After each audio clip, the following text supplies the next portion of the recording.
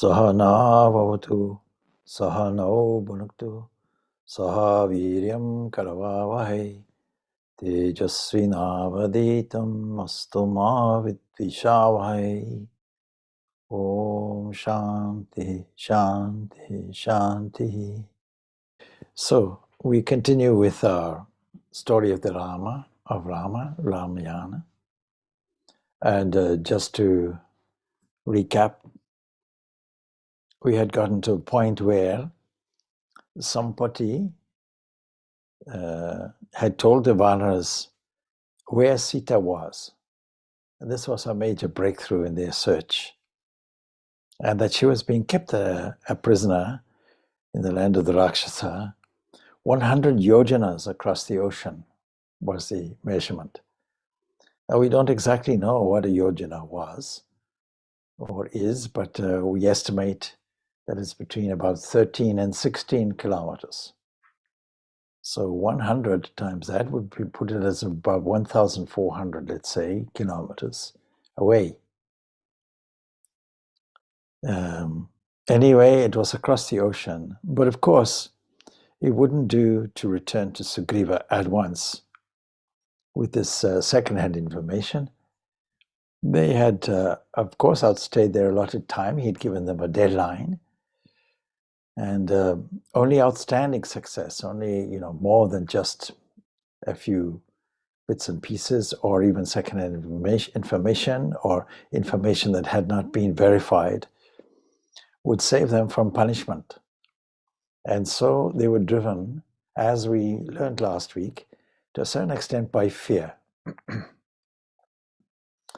Fear is a good motivator in the short term. Reward is a good motivator in the short term. We give people who have started out in religious life the reward of heaven and the punishment of hell, something of that nature. Or even in karma, we say that we are afraid of the effects of our actions.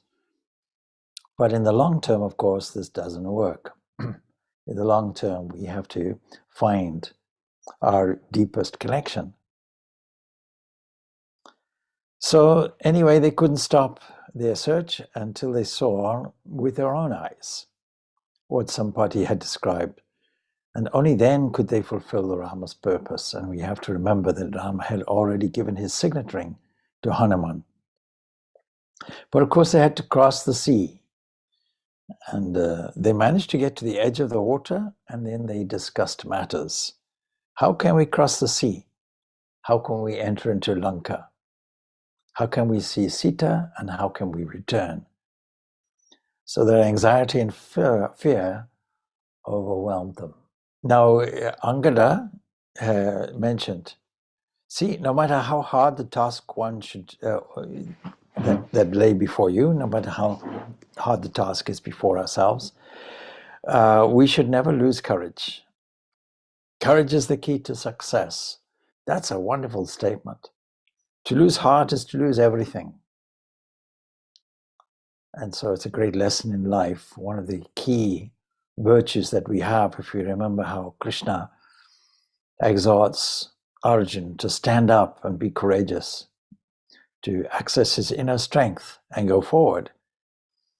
Because any form of negative thinking or complaint or anxiety or doubt or fear is all to do with negativity.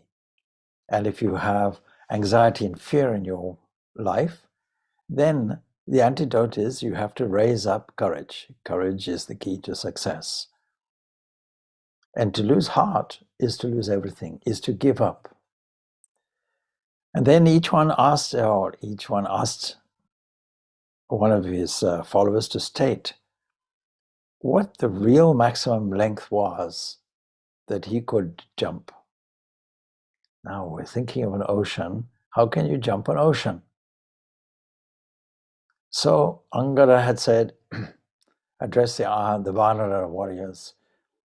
So I have heard a lot from Sugriva of your prowess. Your strength and your enterprise are beyond dispute. We should fulfill this task. We cannot return to Kishkinda without seeing Sita with our own eyes. Now, in spiritual life, of course, it's the same thing. The final verification of what all the sages and saints and mystics tell us is that we have to do something and then see the truth firsthand for ourselves. Direct perception. There's no substitute. And so it's better for us to end our lives here than to be slain in disgrace by the king. That's what the conclusion they came to.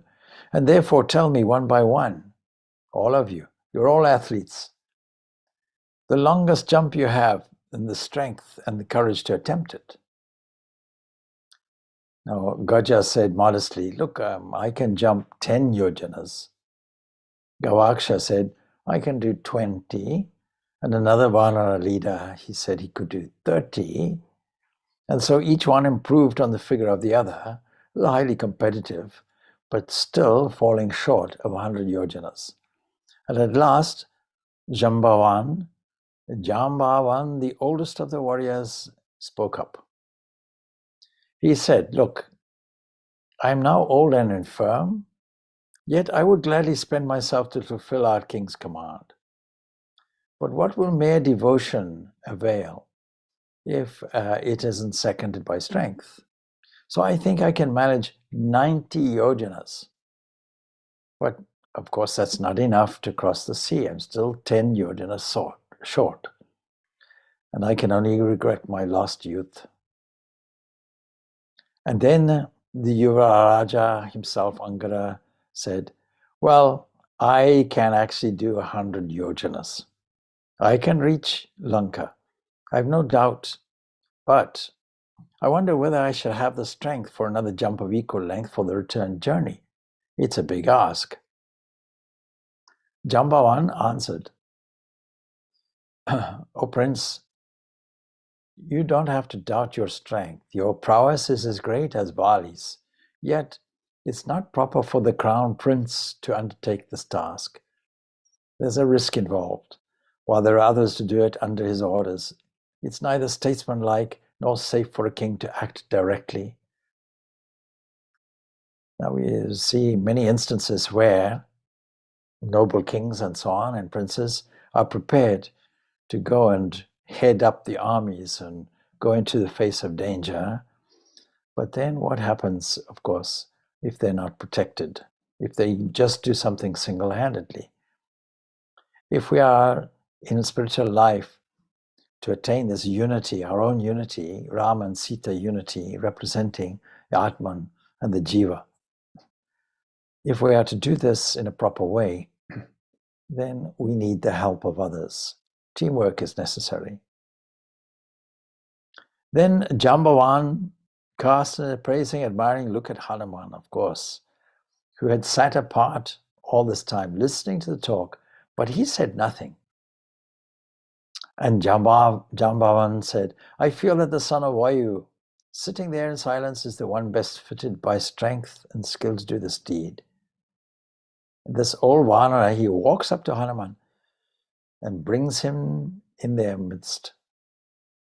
Now, we have to understand the implication of this. Hanuman is the son of Vayu, the wind. What does it mean? Omnipresence. He's present everywhere. Our strength, our courage, the virtue of a disciplined mind can go anywhere. If you manage to master energy, prana, and the finest of this energy is psychic prana, we learn this from Raja Yoga, then we have mastered the whole of energy in the whole universe. It's a remarkable statement.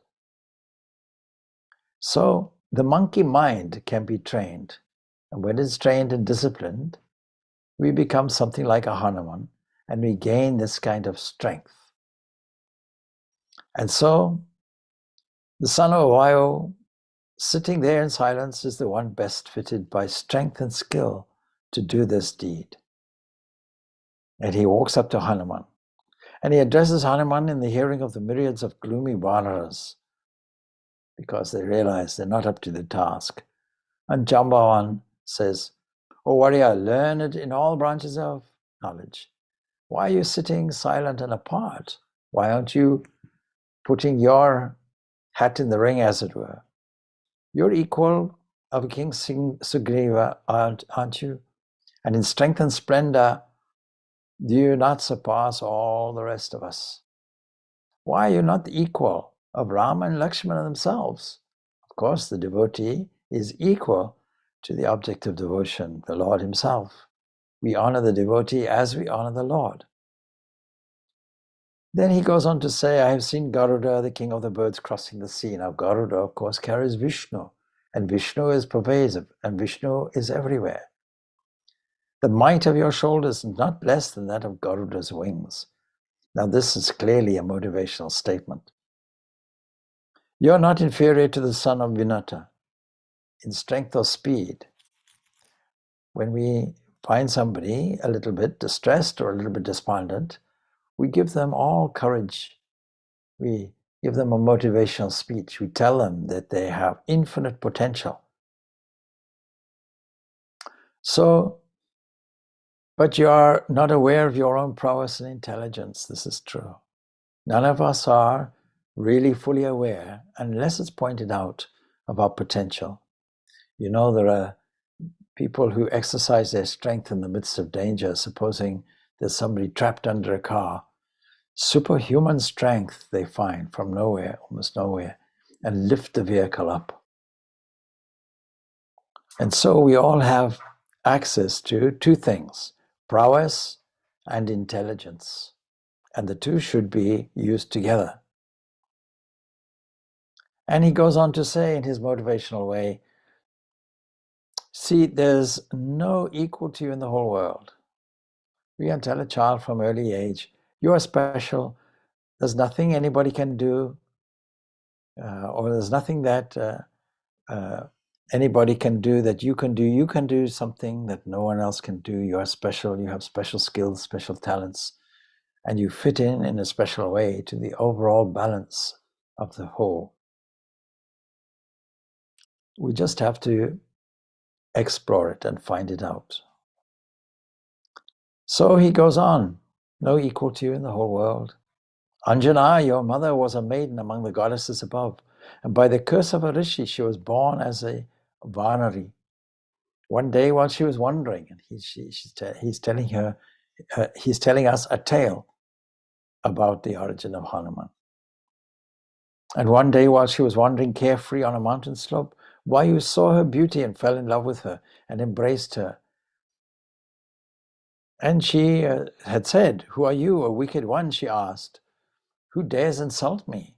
The wind god answered, "Don't be angry. Your body isn't tainted by my touch and loses not in its virgin purity. Not in body, but in my heart's desire, I embraced you. And out of this ethereal embrace, this kiss, a child will be born to you. And that child will be equal to me in strength and vigor. He will be the mightiest and most intelligent amongst all the Vanaras."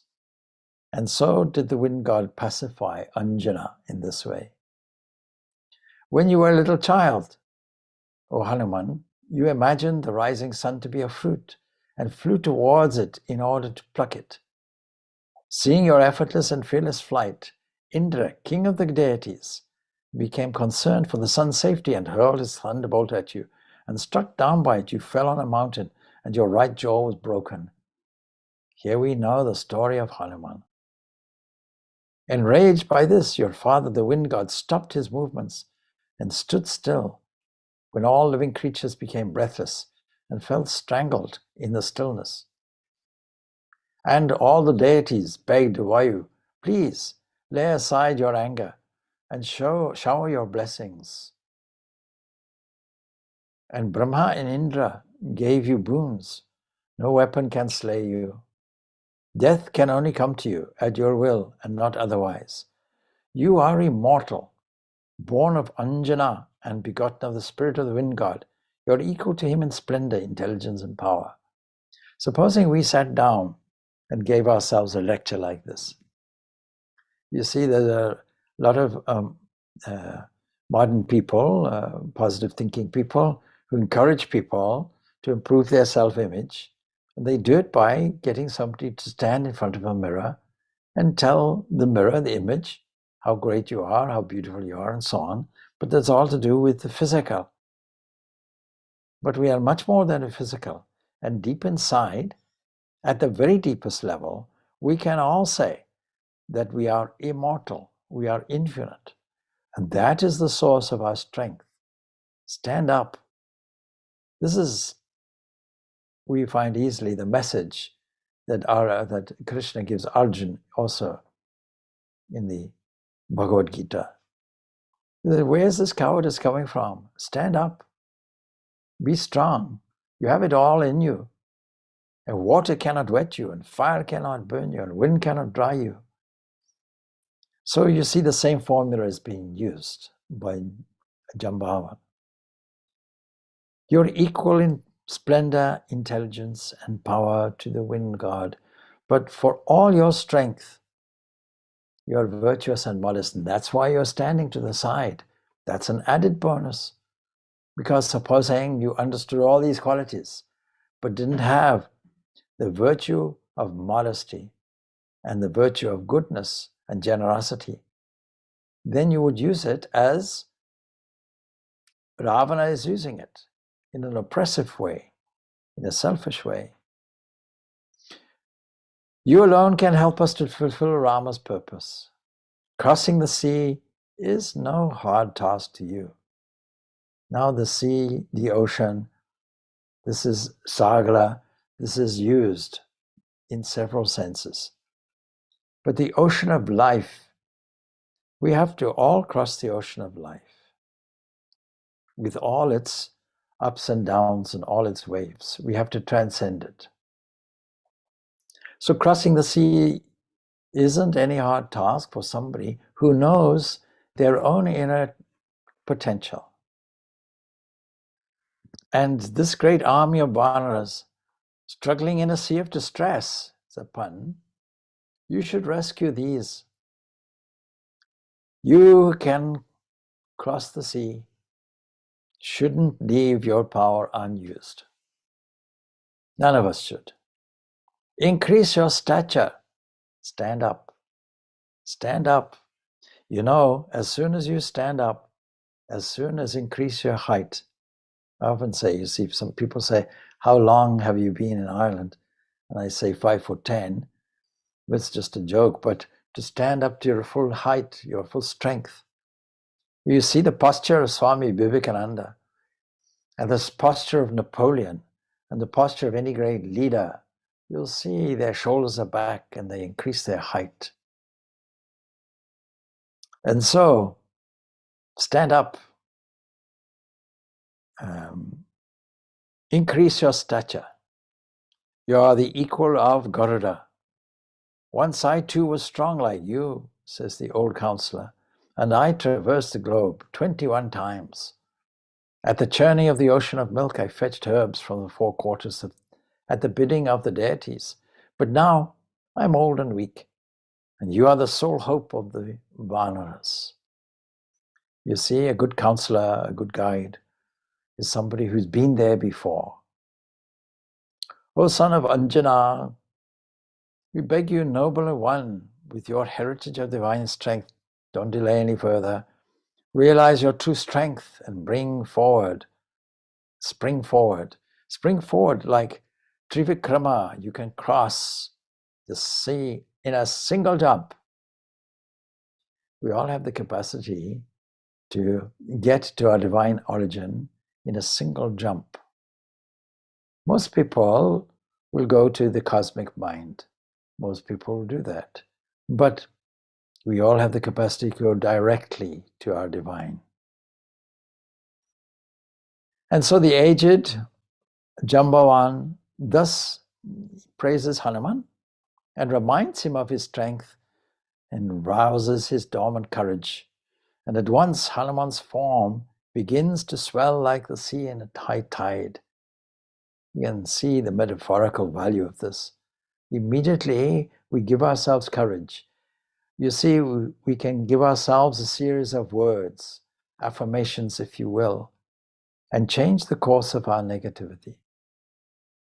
And the aged Jambavan praises Hanuman and reminds him of his strength. And at once Hanuman's form begins to swell like the sea in a high tide. And even as the Vanaras were watching him, the son of the wind, Vayu himself, grew in size.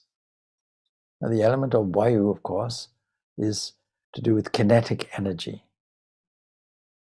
And the radiance of his body fills Angada and his companions with wonder and joy. And from now on, Hanuman is the hero, actually, of the Ramayana. Accessing the strength. It is Hanuman who is the hero now. And the devotees of Vishnu lovingly call him the junior servant of Hari.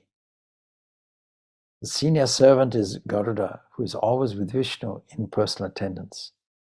And how the junior servant of Hari ends the grief of Sita, destroyed by fire the city of Ravana, we'll find out later, and then returns to the Lord and tells him, I have found Sita, and we shall proceed, of course, to relate all the things that happened and so on and so forth. All of this he tells us.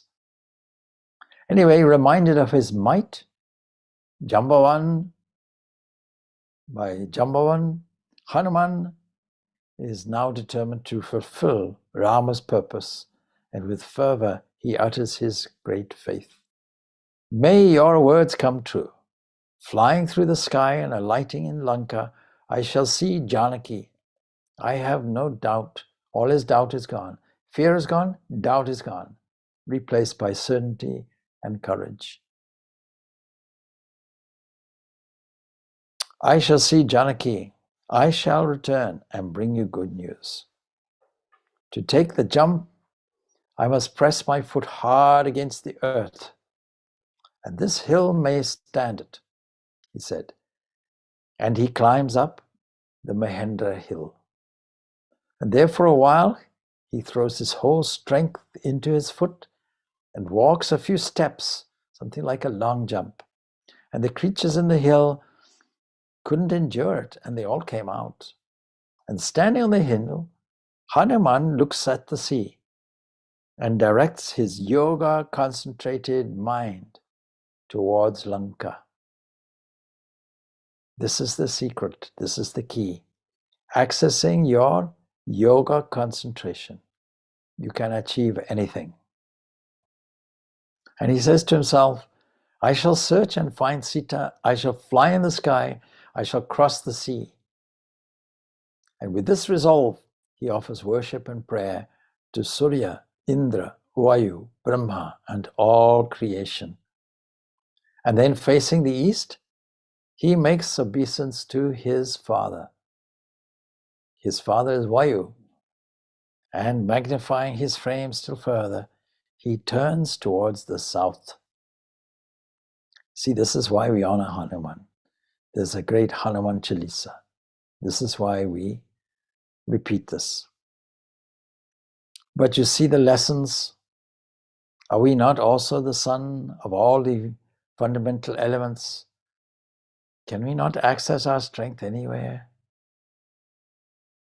You see, thought is infallible because the fundamental nature is the thinker, and all thought comes from the thinker, and all knowledge comes from the knower. Anyway, with this resolve, he goes and magnifies his frame still further, and he presses the hill with his feet, and he strikes it with his hands, and at this impact, the flowers fell from the trees and covered the hill, and squeezed irresistibly by the pressure of his feet, the hill throws out springs of water, like the rut flowing down the cheeks of the elephant. And many-colored veins of ore burst out of the rock, and from the caves the beasts emerge from panic-stricken outcries, and hooded serpents that emit venom bit the rock, and sparks flew out. This is a wonderful scene for meditation. Now the hair of Hanuman's body, if you want strength, meditate on this scene. The hair of Hanuman's body stands on end, and he roars and lashes his tail on the ground, And he contracts his hind parts, and he holds his breath, and he presses down his feet, and he folds his ears and stiffens his muscles. And then with a roar of triumph, he rises into the sky, and like Garuda, Vishnu's own vehicle, he flies. With the speed of Rama's arrow, he flies. And with the momentum of his speed, many, many trees are uprooted and followed in its wake. And like friends who speed a parting guest, they accompany him a little way, showering down their flowers. And their flowers drop down on him. And one by one, the trees that followed Hanuman fell into the sea, like the mountains which of old were pursued by Indra and denuded of their wings. And covered with bright colored flowers, the sea shone like the sky with its stars. And Hanuman's arms, with their outspread hands as he flew through the sky, appear like two five-headed cobras. He seems to swallow the sky as he flies forward, and his eyes glisten like mountain forests on fire. His red nose shines like the evening sun. This is how Valmiki describes. His huge frame spans the sky like an enormous comet, and the air roars as he speeds fast. And beneath him, his shadow travels like a ship on the sea. It looks as though a huge mountain with wings was flying in the sky. Hidden at times by clouds and again emerging from them, he shines like the moon, sailing across the sky, and all the Gandharvas, the heavenly musicians, shower flowers on him. And the Devarishis bless him. We can see what a glorious scene this is. And with courage equal to every occasion, with foresight, skill, and resolution, Hanuman meets and survives trials on the way. We cannot expect all the journey to be smooth. There will be some trials and obstacles. There will be some difficulties. So, shooting up suddenly from the sea, a mighty mountain rises, and this is the first obstacle. And he stands in his way. And throughout our practical life, we will find things will stand in our way all of a sudden. But the key to practical philosophy and spiritual life is to know we are equipped to overcome them. And Hanuman strikes this mountain with his chest, and the Minaka mountain yields like a cloud struck by the wind. Now the mountain says, "My son, I am Mount Minaka. The king ocean bade me help Sri Rama, the descendant of the Sagara race, and the ocean is an old friend of that race, and in honor of that ancient association, stay here on me for a while. You will fulfill Rama's purpose. All the better for this rest. What seemed like an obstacle is actually a help." And when Indra struck with this thunder all the hills, I fled from his persecution and myself in the ocean and survived. I myself had an obstacle, and I fled and found refuge here. And the ocean who gave me shelter now calls me to help you. So, son of Sagara dug and deepened the ocean for me. And didn't your own father, Vayu, help me to escape from Indra's thunderbolt and find sanctuary in the sea? Yes, of course. And both the ocean and myself will be pleased if you'll accept my hospitality and rest here for a while. But you see, Hanuman is filled with strength. He's a renewed person. He has been given this motivational speech which has awakened all his strength and energy inside. And he couldn't yield to Minaka's importunity. And he says politely, "Look, I cannot stop. I have no time to lose. And my vow is to fulfill Rama's purpose, and it permits me no delay. So your kind words are enough. to please me, and thank you. And he strokes the mountain affectionately with his hand and takes its leave, because everywhere we go, even if it's an obstacle, we should bless it. We should find the goodness in it, and we should urge it on its way to better things. And so later a huge form stands in his way, and it says, "Enter my mouth, obstacle number 2. I have been without food for a long time, and I'm eagerly waiting for you." It's a big monster in the sea. It opens its mouth wide like a cave. Now Hanuman answers. He's very polite. "I am bent on doing Rama's purpose, so don't stop me." "Impossible," says the monster. "You must enter into my mouth." And Hanuman thought quickly and decided what to do. So, step by step, he makes his body grow bigger and bigger. The Rakshasa form, which has been assumed by Surasa, the Naga maiden, is what it was, opens its mouth and correspondingly wider and wider. As Hanuman gets bigger, the mouth gets wider and wider. And when the mouth was thus enormously wide, all of a sudden Hanuman contracted his body into a speck and darts through the demon's mouth. It darts through his body and comes out again and resumes his formal, normal shape. And then laughs and says, "You have had your wish, mother. I've entered your mouth. What more do you need?" So we have to use our ingenuity and cleverness when obstacles present themselves. We have to be subtle about it, and we have to have a sense of humor as well. Sense of humor is our greatest way around so-called obstacles. And the Naga goddess blesses him, saying, "Your effort will be crowned with success." And I did this at the bidding of the deities. Every seeming obstacle is actually an arrangement, a divine arrangement to help us on our way. And the deities, they wanted to test you, so I became their instrument. And Rama's purpose, which you seek to serve, will assuredly triumph. In psychology, we have an understanding that there are inner demons, that is, things that we don't wish to face. Some fears and some kinds of aberrations that we have in the unconscious mind.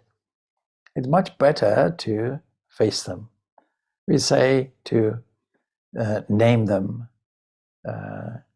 and shame them and tame them, and they become assistants to us, actually, transforming demons into diamonds for us. This is a wonderful, wonderful way of looking at life. Don't think that there's any obstacle that cannot be circumvented. Anyway, if you think this was the last of his trials, it wasn't. Because as he was flying in the sky, and for no reason which he could discover, he found his speed was obstructed, and he suffered. He's like a ship against a contrary wind, blowing against you. And some mighty force he feels holding him and dragging him down. And anyway, he looks up and down and on all fours, sides, and he then discovers the cause. It was a huge she-demon in the sea, holding him by his shadow below, arresting his speed and dragging him down. Now you see, these shadows are also part and parcel of the psychological language. What are these shadows that we have to overcome? Anyway, the demon holding him by his shadow says, "Come, come. I have been waiting for a long time for you, and I cannot bear my hunger any longer." And so she opens her mouth like a big cave. At once Hanuman enters her mouth and rips a way out through her entrails and emerges, destroying this obstacle, if you will. And the demon dies, and sinks down in the water. That means that anything which is there, we have the capacity to face it, to enter it, and to use our strength against it, regardless of how intimidating the obstacle is. And the obstacles are well known to us: lust and greed and anger and fear and doubt. So, like the full moon emerging from an eclipse, Hanuman now shines in the sky and he resumes his journey. So, surviving so many trials, with the help of his subtle wit and his courage and strength, he flies across the ocean and approaches the coast of Lanka, covered with the plantain and coconut trees. And the trouble with some of these stories is we think this is a unique thing. No, we all have this capacity. It is within us. Anyway, on the shore of the island, he sees groves and mountains and forests and the mouths of rivers. And Hanuman sees the wealth of Ravana's kingdom and the beauty of the fortified city. I have reached the destination, he says to himself, and now, without letting the Rakshasas know who or what I am, I must now search out the place and find out where Sita is kept. And so, you understand, like the son of Vayu, he has the capacity to increase his form and make it small. We have the capacity to increase our spirit of generosity, and we have the capacity to deal with subtle things. So he reduces his huge form to the size of a normal monkey and sits on a hilltop in Lanka looking. Now, full of hope, Hanuman alights and sets foot in Lanka, and as we've seen, and soon the flush of triumph and the accomplishment of the journey give place to a little bit of sober thinking. He has to now understand what to do. And so he assesses the whole thing and he says, yes, it's true, I've crossed the sea, but it's only the beginning of my mission. Having crossed the ocean for ourselves, it's only the beginning of our mission. What else should we do? We have all our talents and abilities still to use. And there on the Mount Trikuta stands Ravana's magnificent city, and it's as if it's suspended in the sky, and how beautiful it is, and how wealthy it is, and how well secured it is. It's a sophisticated city, a cultured city. It's a city with protection. It has a fortress, and it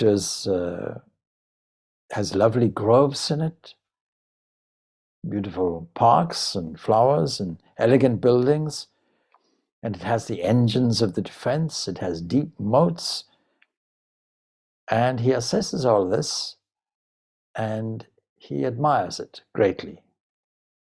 But also he has a greater concern, because with all the fortifications, the next question comes: who can attack and vanquish? This is Ravana. How can an army cross the sea, which I've just crossed?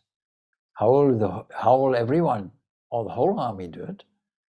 And even if it manages to cross the sea, how can it, and reach the shore, how can it attack and break down this well-defended fortress, this great buttress?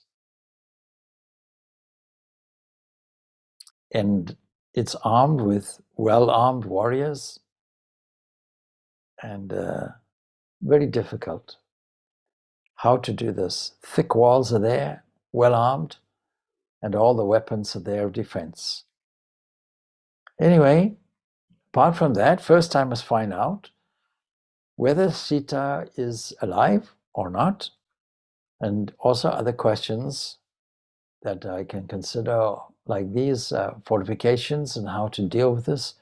They can wait for the time being. When we are faced with situations, we have to think what is the priority and go to that first and worry about the other things later. step by step. So how can I enter this well-guarded city? I have to search it thoroughly. And if I have to discover the place where Sita is kept, then I have to work out some kind of thorough plan. I can't do it thoughtlessly, and if I make one error, I may be caught. If I do something wrong now, this could scuttle the whole mission. And maybe the whole thing would be irretrievable, and the great purpose would fail because of haste or negligence or impulsiveness on my part. If I enter the city by day, the Rakshasas will notice it. It's best that I go in at night. But in what shape shall I go? To ward off suspicion, I must put on some kind of trivial, inconspicuous shape, some kind of disguise. And so accordingly, he shrank to the size of a little monkey no bigger than a cat. To enter and search the palaces and parks of this vast city would be most convenient if it was this size. And his present form was as much smaller than his usual size as even the latter was than the mighty proportions he had assumed as he crossed the sea. But now the sun has set. The little Vanara walks towards the fortress gate, and the moon shines brightly, and Hanuman is glad and grateful for this help in his search. Must have been full moon. Anyway, even on a distant view, Hanuman wonders at the wealth and beauty that's displayed in the Ravana's capital. And the streets and mansions are bright with flags and festoons, and they glitter with gold and precious gems.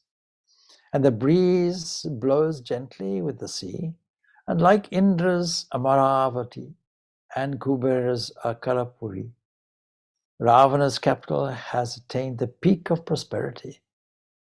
And the messenger of Rama is just filled with wonder and anxiety at the same time. How to overcome the master of such wealth and military power. So as he's walking along in amazement and anxiety at the same time, he's rudely accosted by the terrible-looking guardian goddess of the city. Who are you, she challenges, little monkey? How did you manage to come here, and why are you here at all? Go on, speak the truth. Yes, I am indeed a little monkey, he replies, and have come here to look at this beautiful city. I shall go back after I have gone round and seen everything and satisfied my curiosity. Is it okay? But the deity struck an angry blow at the monkey, and Hanuman returned the blow carelessly with his left hand, and it doubled her up with agony on the ground. Thus, such was his power. But soon she got up and remembered the prophecy that when a monkey should strike and throw her down, the city she guarded would be destroyed. And she says to herself, Ravana's sins are many and grievous. The end of Lanka is approaching. The word of the gods is about to be fulfilled. And so she stands aside. In life, we have to look at all the signs of the opportunities we have. Look for all the green lights of good fortune. Where is our natural path? We should not be impatient. We should seek them out. We should recognize the easy routes and glide across an easy way. And so, recognizing that the words of the deity is about to be fulfilled, she allows him to pass, and Hanuman climbs over the wall and jumps into the city. And it was part of the ancient code of warfare that one should not enter the enemy's fortress through the regular gate, but we should make an entry in and out of the way manner, obscurely, in a clandestine way. Now, vowing that the Rakshasas should be destroyed, he enters the fortress of Lanka with his left foot foremost, for that meant defeat for the enemy. And he goes along the royal street, and he sees that the royal street is strewn with beautiful flowers. And like lightning shining through the clouds, the buildings shine against the sky. And he clambers up the mansions, and going along on their roofs, he admires the beauty of the city. Time and again, Valmiki is telling us of the beauty and sophistication of the city. The Rakshasas, mansions and streets and their decorations shine with ineffable beauty. You see, don't be deluded. Don't think that the outer beauty reflects an inner virtue. The Rakshasas' mansions and streets and their decorations shone with ineffable beauty, and the sounds of cultivated and correct music were heard. And lovely women moved about to the accompaniment of tinkling anklets, and the city was filled with the sounds indicating a full and joyous life, but not necessarily a virtuous one. However, in some houses, mantras were being chanted. In some others, Vedic chants were heard. In some others, songs celebrating the heroic exploits and glory of Ravana were being sung. And soldiers and scouts were everywhere in the streets, were people dedicated to particular religious practices and vows. There were others, cruel in looks and ugly. The guards were armed with bows and swords and cudgels and slings and lances and all kinds of other weapons. And all the warriors were clad in armor. And some of them were handsome, and some of them were ugly, and some of them had complexions that varied, and some were fair, and some were brown to black, and some figures were very tall, and others were very short. But all of this, the acutely aware, with great attention, Hanuman observed. And Hanuman saw that the population had been drawn from a wide area and from varying climates, and that the army had been recruited from the pick of not just one nation, but many nations.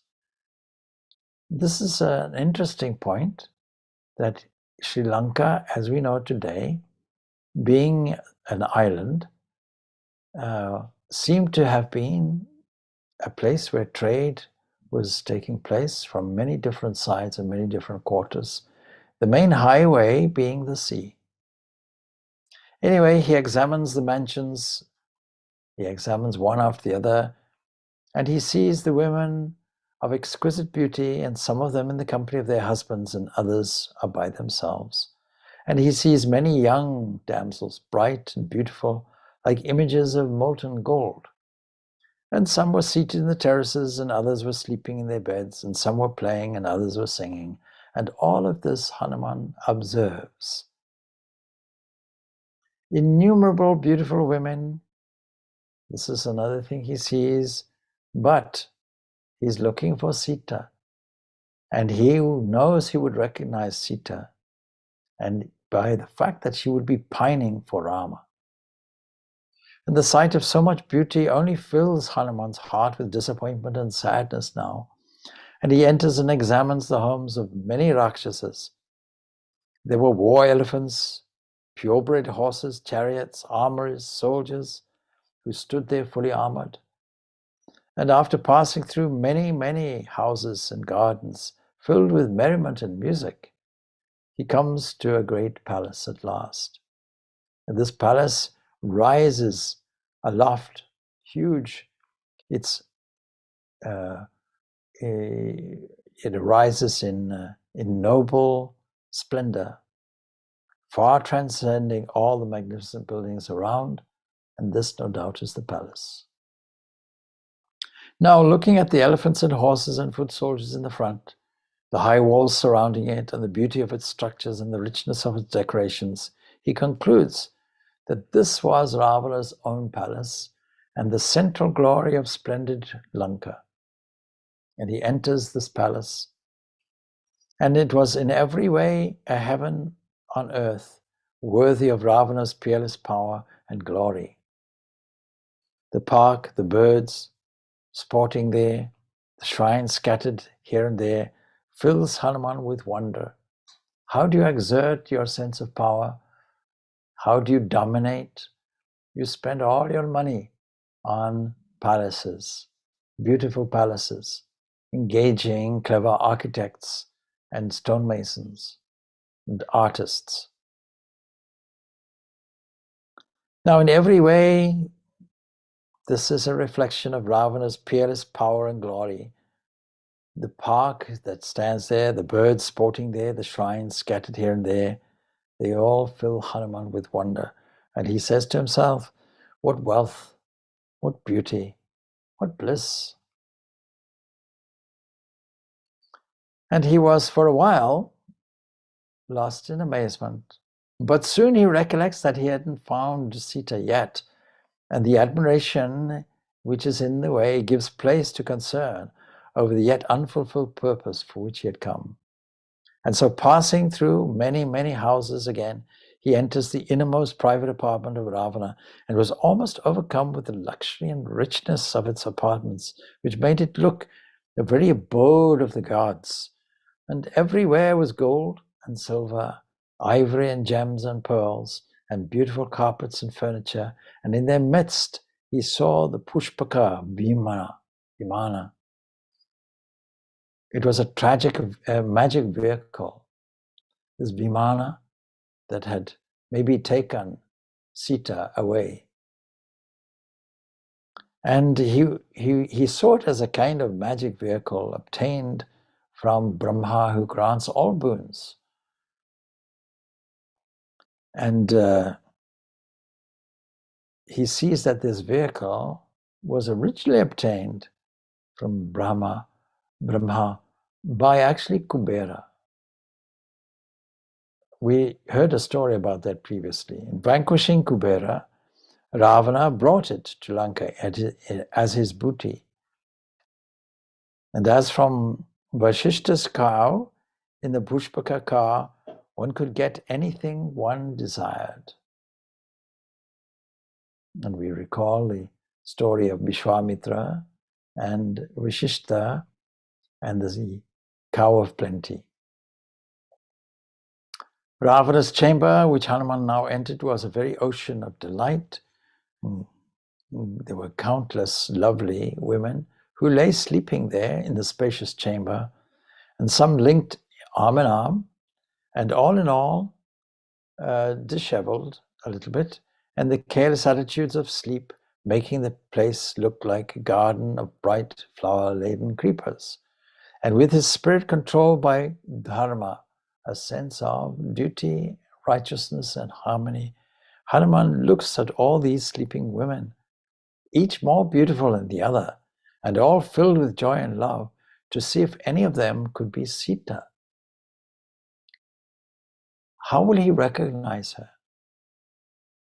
Apart from the fact that she will be probably awake and probably pining.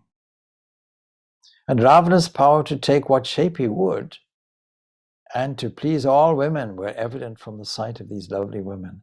And Hanuman pulled himself together reproachfully at his own folly in supposing for a moment, even an instant, that Sita could be in that sensual paradise of happy women.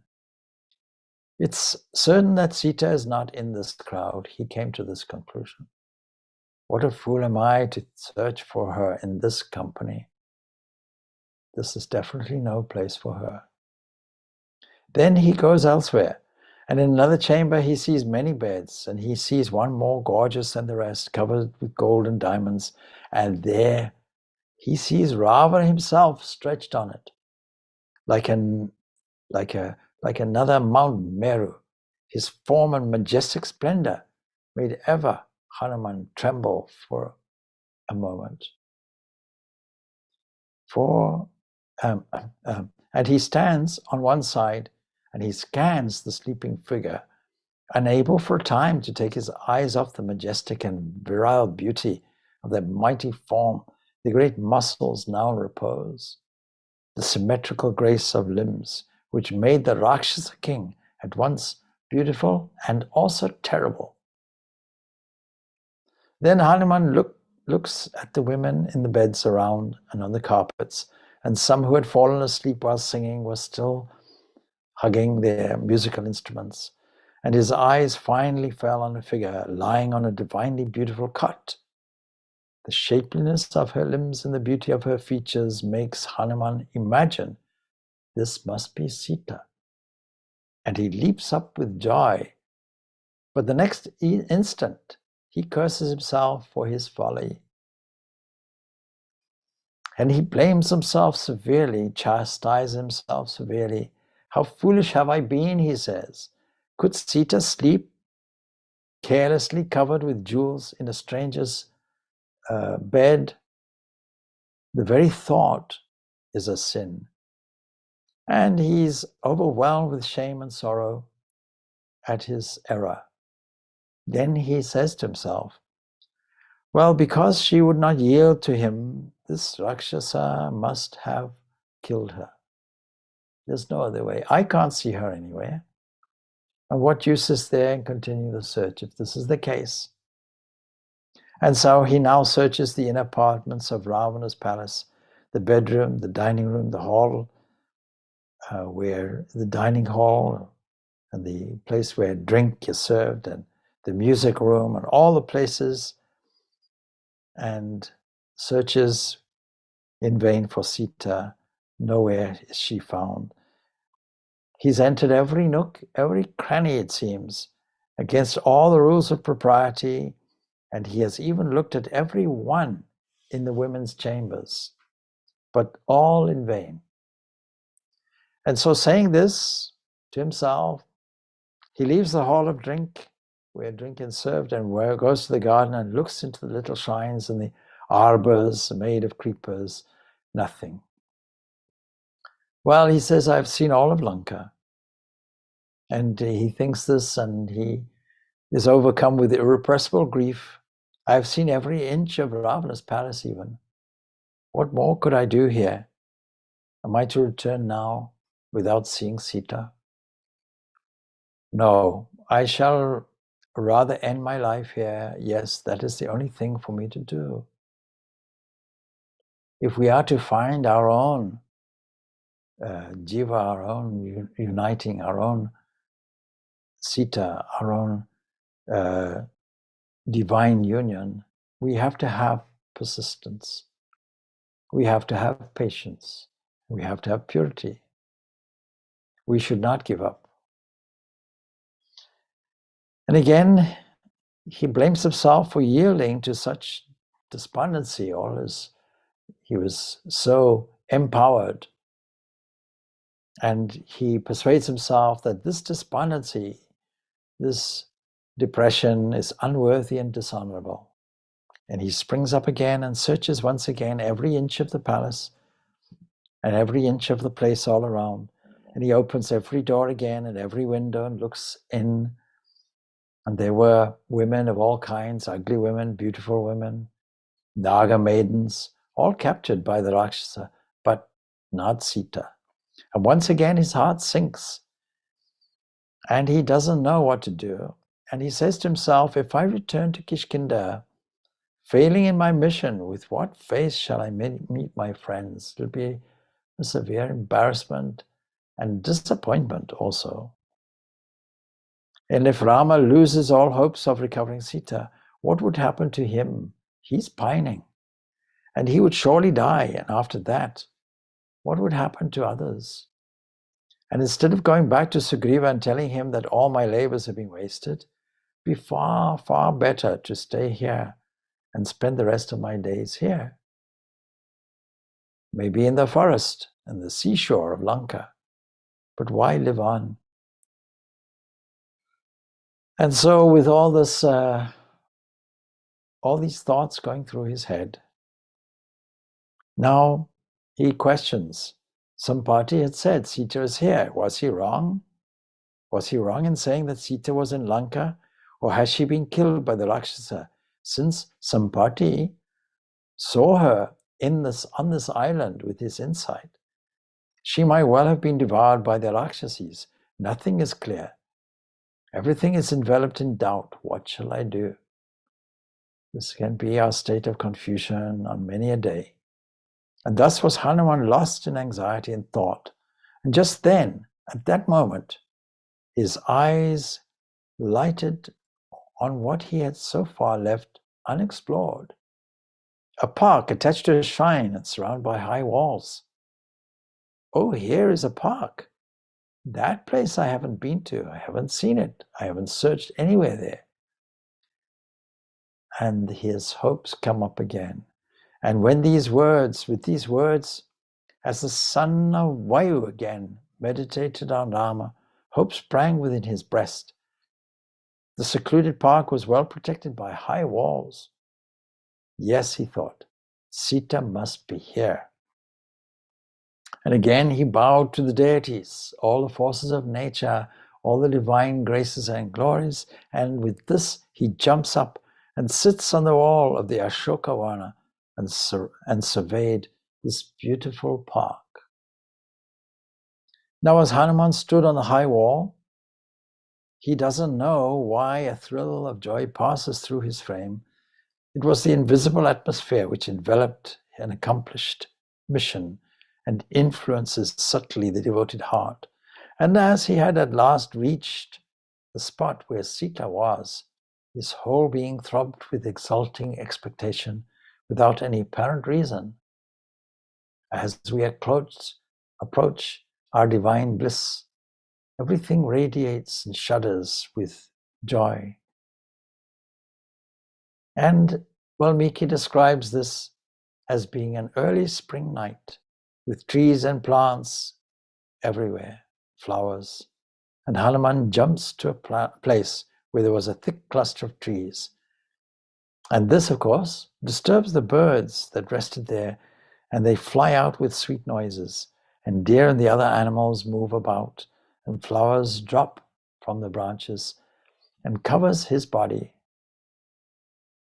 And the creatures in the park, looking at the lovely figure of Hanuman, covered all over with flowers, thought that the god of spring was visiting the grove in the early dawn. And so the garden becomes entrancingly beautiful. It becomes lovely, it always was, with tanks and terraces and decorated with gold and silver, ivory and pearl and coral, crystal, steps, artificial hills and waterfalls. The site was filled with all of this. And Hanuman's heart jumps with joy, and around some trees, platforms laden with gold and silver, little bells suspended from the trees, and he climbs up and sits, and he's hidden among the leaves of a tall tree and thinks if she be alive and in Lanka, this is where she is. She would surely visit the garden. This is her place. It matches her. She would choose this place above all others for solitude and contemplation. Of what? Of Rama. It is said that she loves groves, she loves trees, and she'd surely come here at dawn to offer worship to the Universal Mother. And he looks around, holding himself among the leaves, and sits on a branch and looks below, and he beholds a female figure seated on the platform, blindingly beautiful, divinely pure. But thin and pale, she shines like the streak of the moon in the beginning of the bright half of the month. Her beauty glows fitfully through deepest dejection, like flame through enveloping smoke. Wrapped in a soiled upper garment, she resembles a lovely lotus obscured by miry moss, her face bathed in tears, and she was wan and thin for want of food. And she had no thought of sorrow, no glimpse of friends or hope. And so we leave this here, understanding that Sita has now been discovered.